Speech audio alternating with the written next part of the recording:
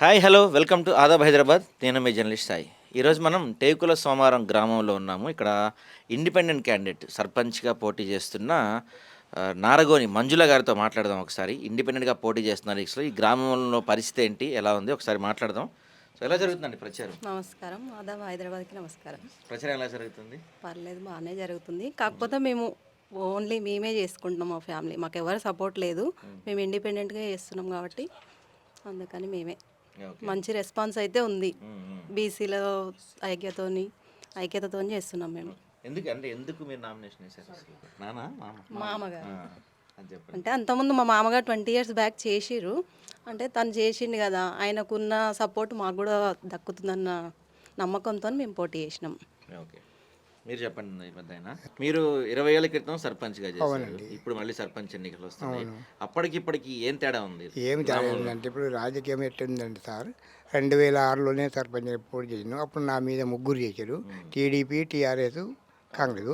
అప్పుడు మా మా అన్నదమ్ములు పోయిన అందరు కలిసి ప్రతి మన వీళ్ళు అన్ని జాతులు అందరూ చేస్తారు, మనని అడుగు దొక్కుతారు అని ఖచ్చితంగా చేయాలని వదినలు అన్నలు అందరూ విత్ 115 మంది సపోర్ట్ ఇచ్చారు. మా నా పాలెళ్ళు వాళ్ళ మీద టీడీపీ అండ్ టీఆర్ఎస్ మీద 115 ఓట్ల మెజార్టీతో నేను గెలిచిన, సాధించిన.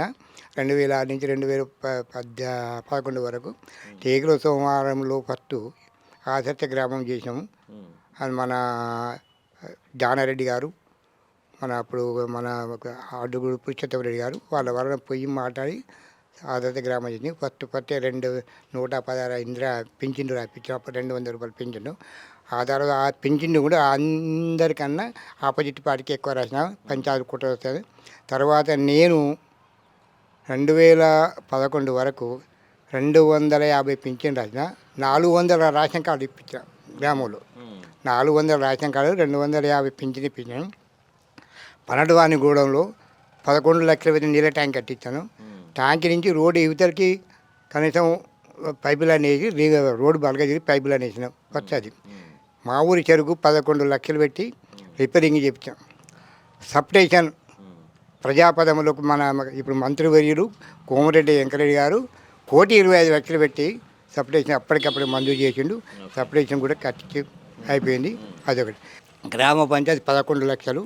గ్రామ పంచాయతీ జిల్లా పథకం ఉండే, అప్పుడు ఎప్పుడు కట్టిన ఉండే, దాన్ని పనికి రాకుండా మా ఊరి లీడర్ కస్పన్న ఆగదారావు సహకారంతో 11 లక్షల రూపాయల గ్రామ పంచాయతీ కట్టాను. అప్పుడు మీరు చేసిన డెవలప్మెంట్ అంతా ఉంది కదా, అంతా అప్పటికిప్పటికి నేను చేసిన డెవలప్మెంట్లో ఎవరు నా మీద ఇద్దరు చేశారు. ఎలాంటి డెవలప్మెంట్ లేదు. నా డెవలప్మెంటే ఆధారంగా ఉంది. ఎన్నో చేసినాను, ఎన్నో చేసినాను, మోరీలు కట్టించినాను, అవి కట్టించినాను. ఒక్క టేకు సోమవారం నుంచి ఎత్తి పోలీస్ స్టేషన్ ఒక కేసు వరియలేదు. ఆ తర్వాత ఇప్పటికి కూడా గ్రామ పంచాయతీ 2 రోజులు తిరుగుతున్నా మా కోడల గురించి. ఎవరు ఒక మాట నన్ను నువ్వు ఇది చేసినవు, ఇది చేయలేదు అన్నోళ్ళు ఎవరు లేరు. అందరూ ఆగింది. కానీ ఇప్పుడు పోటీ చేసే సమయం ఒక రోజు మాకు ముందు చెప్తే అయిపోతున్నాయి కదా. ఇప్పుడు ఎట్లా అని బీసీ వాళ్ళు, ఇంకోటి మేము అనుకునేది అంటే ఇప్పుడు ఎస్సీ వాళ్ళు చేస్తారు, ఓసీ వాళ్ళు చేస్తారు. ఎప్పుడే కానీ ఇప్పుడు క్యాషియర్ పార్టీ చేస్తే ఈ బీద కుటుంబం ఎట్లా చేస్తుంది? బీద కుటుంబము రావాలంటే బీసీ అంత ఒకటి కావాలంటే మేము రంగంలో దిగినాం. ఎవరికి ధైర్యం లేదు. అయినా కానీ ఖచ్చితంగా మా కూడా గెలుస్తుందని అనుకుంటున్నాను. మొత్తం మీరు గెలవకుండా బంపర్ మెజార్టీతో ఓట్లు వస్తాయని కూడా బీసీ వాళ్ళు సపోర్ట్ ఇస్తారు. బయటి ఎస్సీ అన్ని జాతులకు సపోర్ట్ ఇస్తున్నాయి. తర్వాత భగవంతుడు ఉండండి, ఇంకా దానికి నేను ఏం చెప్పలేను. ఇప్పటికైతే నేను చేసిన అభివృద్ధి మస్తుగా ఉంది. ఇంకా మస్తుగా చెప్పేది. కానీ ఎవరైతే నన్ను ఇంతవరకు ఇప్పటికీ నేను ఊరు మొత్తం దిగినా కానీ ఎవరు నన్ను ఒక మాట అంటోలేరు. ఇప్పుడు మా కోడలు, నా కొడుకు, నా బిడ్డ అంత వీళ్ళు వేరు. డాడీని తీసుకొని రండి, మీరు వస్తే కాని పని అది. డాడీ చాలా పనులు చేసిన వీళ్ళు. ఇప్పుడు నేను చేయండి వాళ్ళు ఎందుకంటారండి? నేను చేయండి వాళ్ళు అనరుగా, జనం అనరుగా. మీ డాడీ వస్తేనే పనులు అయితే కానీ మీ నుంచి కాదు. మీ డాడీ ఏమంటు అంటే ఖచ్చితంగా 100% పాస్ అవుతారు అని చెప్పారు. మీరు చెప్పండి. అంటే దాదాపుగా ఇక్కడ ఇప్పుడు ఎస్సీ నుంచి ఒకరు నుంచి ఉన్నారు, ఓసీ నుంచి ఒకరు నుంచి ఉన్నారు, బీసీ నుంచి మీరు నుంచున్నారు. అంటే బీసీ క్యాండిడేట్ ఎవరు లేరని మీరు పోటీలో నుంచున్నారా, లేకపోతే అసలు ఏ కారణంతో మీరు ఇక్కడ పోటీ? ముందుగా మీ ఆదాబ్ న్యూస్ వారికి నా దగ్గరకు వచ్చినందుకు చాలా చాలా ధన్యవాదాలు అండి. నిజంగా చెప్తున్నా. అట్లానే ఏం లేదు, బీసీలో చాలా మంది ఉన్నారు కానీ ధైర్యం చేయలేకపోయారేమో అని నా ఆలోచన, అంతే. నేనేం పెద్ద అది అని నేను చెప్పుకోవట్లేదు. మనకి ఎందుకులే అందరు ఏమనుకుంటారు అంటే మనకి ఎందుకులే డబ్బులతోటి కూడుకున్నది, డబ్బులతోటి కూడుకున్నది ఏం లేదండి. వాస్తవం చెప్పాలంటే లీడర్లు ఇస్తేనే వీళ్ళు తీసుకోగలుగుతారు. వాళ్ళు ఇవ్వకుంటే వీళ్ళు ఎవరు తీసుకోరు వాస్తవానికి. ప్రచారం చేయడానికి సొంతంగా రావాలి ఎవరన్నా, డబ్బులు పెడితే ఎవరైనా వస్తారు. ఇప్పుడు నేను కూడా డబ్బులు పెడితే ఎవరైనా వస్తారు, కానీ నేను అట్లా కాదు. గతంలో మన గ్రామంలో ఎట్లుంటే ఒక పెద్ద మనిషి చెప్తే వినేవాళ్ళు ఉండే, పెద్ద మనిషి అనడానికి ఉండే ఆస్కారాలు. గత 10 సంవత్సరాల నుండి ఏమైపోయిందంటే ఊరు నాశనం అయింది. బిజినెస్ చేసే వాళ్ళు వచ్చి పెద్ద బిజినెస్ చేసే వాళ్ళు వచ్చేసి ఏం చేశారంటే యువతని ఆకట్టుకొని మద్యానికి డబ్బులకి ఆకట్టుకొని ఏం చేసారంటే పిల్లల్ని ఖరాబ్ చేశారు. ఈరోజు మా టేకుల సమాన గ్రామంలో చిన్న పిల్లలు 35 ఇయర్స్ 36 ఇయర్స్ వీళ్ళు తాగడం వల్లనే కొంతమంది చనిపోయారు కూడా. పని చేతగాక జాగాలు రాపించుకొని అప్పులు ఇచ్చి జాగాలు రాపించుకోవడం, ఆత్మహత్యలు చేసుకున్న కూడా ఉన్నారు నాకు తెలిసినంతవరకు. అదే నేను బీసీ నుండి ఎందుకు పోటీ చేసిన అంటే 800 ఓట్లు ఉన్నాయండి మా గ్రామంలో బీసీలో. మొత్తం మా గ్రామ పంచాయతీలో 1417 ఓటర్స్, దాంట్లో ఎస్సీలో ఒక 410 ఉంటాయి, మిగతా 200 300 వరకు ఓసీలు ఉంటారు. మా యొక్క 750 నుండి 800 చిల్లర బీసీలు ఉన్నారు. నేను అంటే అటు సైడ్ కానీ ఇటు సైడ్ కొంతమంది బీఆర్ఎస్ కాంగ్రెస్ నుండి బీసీలను అడిగినా నేను ఫస్ట్ ఫోన్ చేసి, అన్న మీరు నిలబడండి అంటే ఒక ఆయన ఒక కారణం చెప్పిండు, ఒక ఆయన ఒక కారణం చెప్పిండు. అరే ఏంది 800 ఓట్లు ఉండి కూడా మనం ఒక క్యాండిడేట్ లేకపోతే వాల్యూ ఉండదేమో అన్న ఆలోచనతోటి బీసీ నినాదం ఇంత గట్టి నడుస్తుంది. ఇప్పుడు కేటీఆర్ మొత్తుకుంటారు బీసీలకు, మేము కూడా అనుకూలంగానే ఉన్నాము, మేము కూడా కాంగ్రెస్ గవర్నమెంట్ అయితే 42% ఇస్తా అన్నది. సరే వాళ్ళు ఇవ్వలేదు, కొంచెం ఆ జనరల్ స్థానాలలో మ్యాక్సిమం బీసీలకే ఇవ్వాలన్న ఆలోచనతో ఉన్నది కాంగ్రెస్ గవర్నమెంట్ కూడా. మేము కట్టర్ కాంగ్రెస్, ఇది ఎలాంటి మార్పు లేదు. కాకపోతే మా ఊరికి వచ్చేసరికి ఈరోజు ఏం చేసినామంటే మేము ఖచ్చితంగా బీసీ నుండి ఒక క్యాండిడేట్ ఉండాలి అని చెప్పేసి నామినేషన్ వేసినాం. విత్డ్రా చేసుకోమన్నారు, నేను చేసుకోనని చెప్పిన. కూర్చొని మాట్లాడతారేమో అనుకున్నాము. మెయిన్ ఏమైపోయిందంటే ఏ పార్టీలో డబ్బు చూస్తారు, డబ్బులు ఉంటేనే ఎలక్షన్స్ పోవాలి. అంటే నాలాంటి కార్యకర్త ఏమైపోవాలండి? అనుభవం ఉంది నాకు, మా నాన్న తోడున్నాడు నాకు. అసలు ఈ సిచ్యువేషన్లో ఎవరన్నా మహిళ ముందుకొచ్చి ప్రచారం చేయగలుగుతారా అంటే ఈమెనైతే నన్నే అనుకుంటున్నా, ఈమె నామినేషన్ వేసుకొని విత్డ్రా చేసుకోవద్దు అంటేనే నాకు గెలుపు పర్ఫెక్ట్ అయిందని నేను అనుకుంటున్నా. అది ఇంకేదన్నా. సో ఇక్కడ అంటే మీరు ఇప్పుడు ఈ కారణంతో నిలబడ్డారు. అసలు గ్రామంలో ప్రధాన సమస్యలు ఏంటి, మీకు ఎందుకు ఓటేయాలి? ప్రధాన సమస్యలు అంటే ఫస్ట్ సమస్య అండి, పెద్దలంటే గౌరవం ఉండాలనేది నా కాన్సెప్ట్. ఇది లేదు ఊర్లో. ఎంతసేపు ఉన్నా మద్యం తాగుడు. ఎందుకంట నేను చిన్నతనంలో ఎట్లుండే అంటే ఒక పెద్ద మాది అంటే గౌరవం ఉండే, ఒక పెద్ద గోళ్ళ అంటే గౌరవం ఉండే, ఒక పెద్ద కూర్మ అంటే గౌరవం ఉండే, ఒక పెద్ద గౌడు అంటే వతందారులు ఉంటుండే ఊరికి. గత ఒక 8 సంవత్సరాల క్రితం 9 సంవత్సరాల క్రితం ఏంటంటే మా ఊళ్ళో ఆనవాయితీ దసరా పండుగ ఆనవాయితీ ఏదంటే ఇక్కడ నాగేంద్రరావు అని ఉంటారు పెద్ద మనిషి. వాళ్ళ ఇంట్లో నుండి ఏదో అక్షంతలు కుంకుమ అర్చన తీసుకొని వచ్చి కచేరీ దగ్గర వచ్చేసి దసరా చేస్తారు. అయితే పక్కకి మాకు ఆమ్లెట్ ఉంటుంది ఒకటి పనవటారు. అప్పుడు వాళ్ళు సర్పంచ్ ఉండే, లేదు మేము సర్పంచ్ అయినాం కదా మేమే చేస్తాం దసరా పండుగ అన్న కాన్సెప్ట్ తోటి ఉండేవాళ్ళు. నేను దాన్ని బాగా వ్యతిరేకించాను. ఎందుకంటే ఈ వ్యవస్థ పోయిందనుకోండి పెద్దరికం అనేది ఉండదు. ఈరోజు మా ఇంట్లో ఎల్లమ్మ పండుగ చేసుకుంటే ఫస్ట్ మేము భిక్షాటనకి వెళ్తాం, ఒక 5 ఇంటికి. ఫస్ట్ ఎవరింటికి వెళ్ళాలంటే పెద్దమాది ఇంటికి వెళ్తాం. ఆ వ్యవస్థ లేనప్పుడు ఇక విలువలు ఉన్నాయండి. సాంప్రదాయాలు అయితే ఉండాలి కదా విలేజ్లలో. ఆ సాంప్రదాయాలు మళ్ళీ రావాలి, మనం ఉంటే వస్తుంది అనే కాన్సెప్ట్ తోటి నేను ముందుకు వెళ్తున్నా. ఈరోజు యువత నేను నామినేషన్ వేసినా అని చెప్పేసి మా ఫ్రెండ్ ఉంటాడు, అయితే అలా ఫోన్ చేసిన ఇట్లా వేసిన పోయి అది అంటే సంత నువ్వు ఏం విత్డ్రా చేసుకోకపోయి నువ్వు ఈ ఫ్లెక్సీలకు ఎంత అవుతుందో చెప్పు, నేను డబ్బులు ఖర్చు పెడతా. ఈరోజు నాకు స్వచ్ఛందంగా 1 లక్ష రూపాయలు డొనేట్ చేసిన పిల్లలు కూడా ఉన్నారు మా విలేజ్ నుండే. అంటే కాకపోతే బాబు మేమైతే రాంబాయి నువ్వు ఏమనుకో, కానీ 1 లక్ష రూపాయలు డొనేట్ వాళ్ళు సపోర్ట్ ఉంది కాబట్టి ఈరోజు నేను ముందు అడిగేసిన. నేను ఇక్కడ మాకు చిన్నతనంలో చదువు చెప్పిండు ఒక జాంగీర్ తాత అని. అరే ఏమరా నువ్వు ముందే చెప్పొద్దా, నేను మొత్తం 1 సైడ్ చేస్తుండే అంటే ఏమైంది తాత ఇప్పుడు కూడా ఏం లేదు, నువ్వు బడిలో ఉండు నేను కూడా వస్తా, నీకు ఏం కావాలో చెప్పు నేను కూడా ఆర్థిక సాయం చేస్తా అంటే నాకు డబ్బులు ఏమొద్దు తాత, మీరు వచ్చి ఒకరోజు వచ్చి ప్రచారం చేయండి, నేను గెలుస్తా, విలేజ్లో తిరుగుతున్నాం, మా నాయన చేసిన సంక్షేమ అభివృద్ధి కార్యక్రమాలు మంచిగా ఉన్నాయి, అవే పాంప్లెంట్ కొట్టించి రేపు అందరికి పంచి మేము ఇది చేసినాం, ఇంకా రాబోయే రోజులలో ఏం చేస్తాం.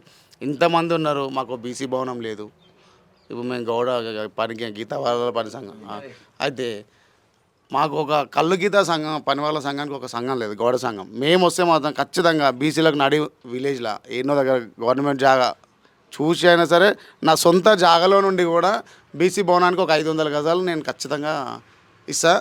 నాకైతే 100% గెలుస్తా అనే ధీమాతోటి ఉన్నాను నేను. ఓకే. అయితే ఇప్పుడు మిగతా అభ్యర్థులు అంటే అన్ని చోట్ల సర్పంచ్ అభ్యర్థుల్లో భారీ స్థాయిలో డబ్బులు ఖర్చు పెడతారు, రకరకాల ఆఫర్లు ఇస్తున్నారు, కోట్లు ఖర్చు పెడతానికి కూడా వెనకాడని పరిస్థితి ఉంది. మరి ఈ పరిస్థితుల్లో మీరు ఏం ఖర్చు పెట్టకుండా గెలవాలి అంటే ఇప్పుడు మా దగ్గర కూడా ఇద్దరు క్యాండిడేట్ మినిమం ఒక 500 కోట్లకు ఉంటారు అన్న. 500 కోట్లకు ఉంటారు, ఒక్కొక్కరికి 100 ఎకరాల ఆసాంలాలు. నాకు ఎలాంటి భయం లేదు, ఎలాంటి భయం లేదు. ఖచ్చితంగా ఈ ఆఫర్ల వల్లనే యువత ఖరాబ్ అవుతుంది. వాళ్ళు చేసేది ఏం లేదు. గతంలో మా పెద్దనాయన ఒక ఆయన ఉంటాడు, నారగోన్ బక్కే అని, 5 ఆడపిల్లలు ఆయనకు. ఎవ్వరు సహాయం చేయలే, మా నాయన కూడా సహాయం చేయలే. 5 బిడ్డలు పెళ్ళిళ్ళు చేసిన ఆయన. ఇంత కష్టాన్ని నమ్ముకొని చేసిన ఆయన, కట్టె పట్టుకుంటేనే కానీ లేవలేడు ఆయన. అవునా కదా? ఆయన ఇంకా చాలా మంది అట్లాంటి వాళ్ళు 5 బిడ్డలు 4 బిడ్డలు ఉన్న వాళ్ళు అందరూ పెళ్ళిళ్ళు చేసుకున్నారు. ఇప్పుడు ఏదో వీళ్ళు పెళ్లి కాగానే వచ్చి 10,000 ఇచ్చి ఫోటోలు పెట్టుకొని పేపర్ స్టేట్మెంట్ తీసుకోవడము, సావులకు గతి లేనివాడు కూడా చచ్చిపోతే కూడా సావులు చేసుకోరు, దినాలు చేసుకోరు. వీళ్ళు ఏదో వచ్చి 5,000 10,000 సావుల ఖర్చులకు ఇవ్వడము, ఇది కరెక్ట్ కాదు. ఇది కరెక్ట్ కాదు. ఈ వ్యవస్థని అంతమొందించడానికి మేము టేకుల సోమవారం గ్రామంలో కాంగ్రెస్ పార్టీ ఉన్నా కానీ నేను ఇండిపెండెంట్గానే పోటీ చేసినాను. నేను కాంగ్రెస్ పార్టీ అని కూడా చెప్తాను. అందుకే మేము ఇది బహుజన కండువ వేసుకొని తిరుగుతున్నాము. ఎస్సీలు కూడా మంచి ఆదరణ ఇస్తున్నారు. బీసీ ఓసీలు కూడా నేను ఫోన్ చేసి మాట్లాడుతున్నాను మా ఫ్రెండ్స్ తోటి, వాళ్ళు కూడా మంచిగా రెస్పాన్స్ ఇస్తున్నారు. మేమైతే గెలుస్తామన్న నమ్మకం మాకుంది. సిటీకి దగ్గరలో ఉంది మీ ఊరు. అవును. అయినప్పటికీ కూడా ఇప్పటికీ నిజంగా ఒక పల్లెటూరులో వాతావరణం కనిపిస్తుంది. అంటే పెద్ద డెవలప్మెంట్ లేదు, ఇప్పటికీ స్ట్రీట్ లైట్స్ సరిగా లేవు, రోడ్లు సరిగా లేవు. ఎందుకు ఇంత వెనకబడిపోయింది మీ ఊరు? అయితే రాదు, నేను ప్రచారానికి వెళ్ళిన అందరు డబ్బా వాళ్ళు బీఆర్ఎస్ వాళ్ళు చెప్పుకునేది ఏంది, ఇప్పుడు మాజీ సర్పంచ్ గారు చెప్పుకునేది ఏంటంటే మేము ఘనంగా అభివృద్ధి చేసాం. మేము ప్రచారానికి వెళ్తే వీధి లైట్లు లేవు, సరిగ్గా వీధి లైట్లు లేవు. ఇక ఆడనే కనబడుతుంది. నేను చాలా మందితో చెప్పిన, మన అన్న ఇంత అన్నం అభివృద్ధి చేసినని చెప్తున్నారు కదా, మీ గల్లీలో ఇంటి ముందర లైటే లేదు. గతంలో మెయిన్ రోడ్ ఎమ్మటి శ్యామల యాదగిరి అని ఉంటారు రోడ్డు పైన, మెయిన్ రోడ్ నుండి ఈ మెయిన్ రోడ్ ఎమ్మటి వేసినాం మేము ట్యూబ్ లైట్లు. మా నాన్న ఆధ్వర్యంలో నేను ప్రతి ఇంటికి ఇట్లా రోడ్ల మీద చెత్త లేకుండా చూసుకుంటాము. జనాలకు మా టేకుల సోమవారం గ్రామ ప్రజలకు నేను భరోసా ఇస్తాను. నేను ఊర్లోనే ఉంటా. వాళ్ళు ఏదో గెలిచేసి హైదరాబాద్లో ఉంటారు. ఊళ్ళో ఏదో చిన్న సమస్య ఇచ్చిందంటే వాళ్ళ దగ్గర చేతులు కట్టుకొని నిలబడాలి. అదే నేను గెలిస్తే, అరే సంతోష్, అరే మంజులా నాకు ఈ పని చేసి పెట్టరని నిర్భయంగా అడగవచ్చు మమ్మల్ని. కానీ వాళ్ళు కలవారు మిమ్మల్ని, వాళ్ళని కనవాలంటే మళ్ళీ మధ్యవర్తి కావాలి. ఎవరో ఒకరి మధ్యవర్తితోటి వాళ్ళ దగ్గర పోతుంది, కానీ పని కాదు. అదే నేను ఇదే ఊర్లో ఉంటే మాత్రం అరే సంతోష్, అరే తమ్మి అంటే నేను పని చేసి పెడతా. నాకు కూడా రేవంత్ రెడ్డి, కొండలని అందరూ తెలుసు. నాకు కూడా నేను పోగలుగుతా. మా యూత్ కాంగ్రెస్ శివశరణ్ రెడ్డి ఉన్నాడు. అంటే అధికారంతో నాకు మంచి సత్సంబాలు ఉన్నాయి. నేను ప్రస్తుతానికి ఇప్పుడు అస్తినాపురంలో కూడా, హైదరాబాద్లో కూడా నేను ఓబీసీఎల్ ప్రెసిడెంట్ని. నాకు మంచి అవగాహన ఉంది, ఏం చేయాలనేది చేస్తా. మీరు చెప్పండి, అంటే ఫైనల్గా ఓటింగ్ ఎప్పుడు ప్రజలకు ఒకసారి ఓటేయమని పిలిపేమని?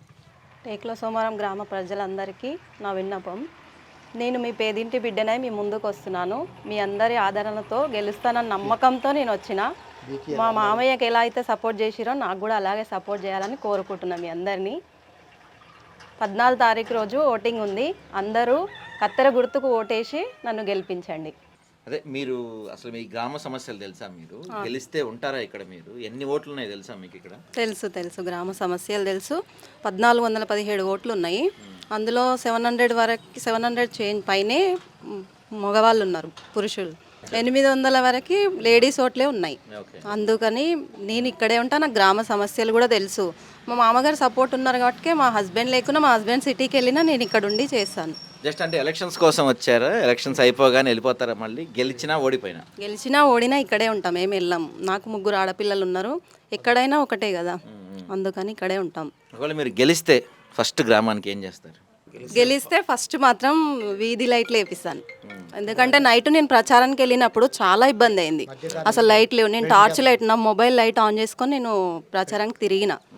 కాబట్టి ఫస్ట్ అది స్ట్రీట్ లైట్ అయితే వేపిస్తాను ఫస్ట్. బెల్ట్ షాపులు ఇష్యూ అట్లాంటివి ఏమైనా ఉన్నాయి ఊర్లో, గొడవలు ఉన్నవి, కానీ అలా ఇష్యూ అయితే ఏం లేదు ఇప్పటి వరకు. ఒకవేళ అలాంటిది ఏదన్నా వచ్చింది అంటే అందరి ఇష్టానికి చేయమంటే అది కూడా చేస్తాను. ఏదైనా ప్రజలపైనే ఆధారపడి ఉంటుంది, వాళ్ళు ఎలా చేయమంటే అలా.